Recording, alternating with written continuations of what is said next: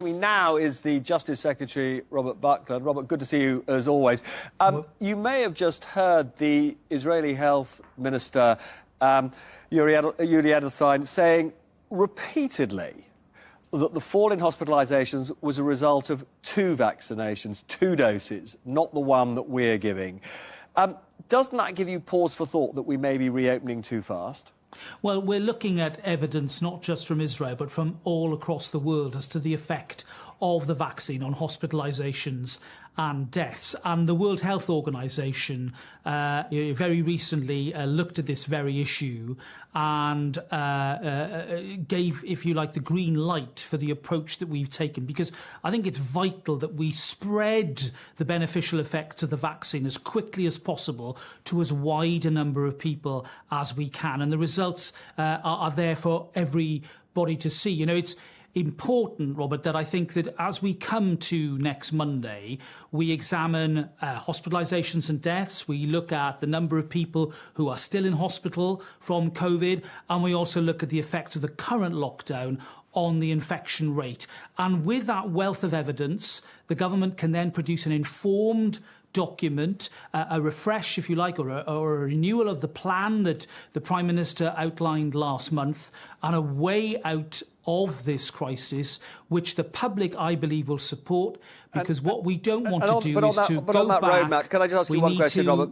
Make this irreversible. I mean, just on that, on that roadmap, which we're going to get on Monday, Steve says he wants pubs and restaurants open at Easter. There's no chance of that, is there? Well, look, I share Steve's anxiousness and keenness to get things open. But remember, there's a 3-week lag from every vaccine that's administered. So instead of looking at Easter, we should look at the position with regard to vaccinations 3 weeks before that, which is, funnily enough, about the 8th of March. And that's why I think, building that 3-week lag into everything we do and think about. So you're saying no chance? Are you saying no chance of pubs and restaurants at Easter? I'm not going to bandy dates around. I think that, frankly, isn't the correct way to go. We just need to remember that we've got to give time for the vaccine to have its effect, and then changes can be made. I think Steve and I agree that the way out of this is through a phased change. Schools clearly very, very important to all of us. And I'm sure that next week we will get even more of a sense of how we can get back to a situation where we might well be in tears, but it will be a change from the current lockdown position, but in a way that I believe the public will strongly support. Now, you won't be surprised that after the break, Minister, I'm going to be asking you whether we should be carrying vaccine passports to get into pubs and restaurants. A few minutes for you to think about it, and you at home, come back and find out what kind of life we're going to have, after, as lockdown gets eased. And Russell T Davies, the brilliant writer behind Channel 4's hit drama It's a Sin, also the man behind much of Doctor Who, will be with me. See you in a bit. Welcome back. I'm delighted that Robert Buckland, the Lord Chancellor, is still with me.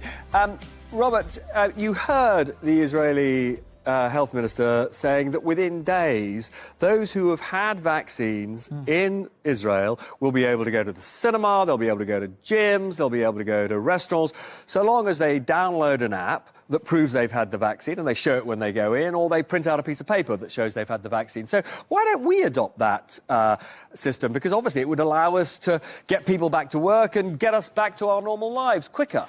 Well, I think it's tempting to come up with a sort of a magic solution to the challenges of opening up the economy as we come out. But it's not a magic solution. COVID. They're doing it in Israel. It's a practical solution. Well, it sounds great, but actually, just to analyse it for a moment, Robert, we are still working through the information and evidence needed to understand the effect of the vaccine on transmission. Now, so far, the evidence is looking encouraging, but we need to understand it even more fully. We have, as you've noted, vaccinated now coming up to a quarter of the population, but we've still got a lot of work to do. But I'm asking you really a question about principle. Do you object to the principle of people proving they've had a vaccine before they go to the cinema, before they go to theatres? Yes, I do. I think that because I think that Steve's point about the fact that there will be a number of people who sometimes for valid medical reasons can't have the vaccine, that what we are doing but how in are this country is how are we going to make these settings safe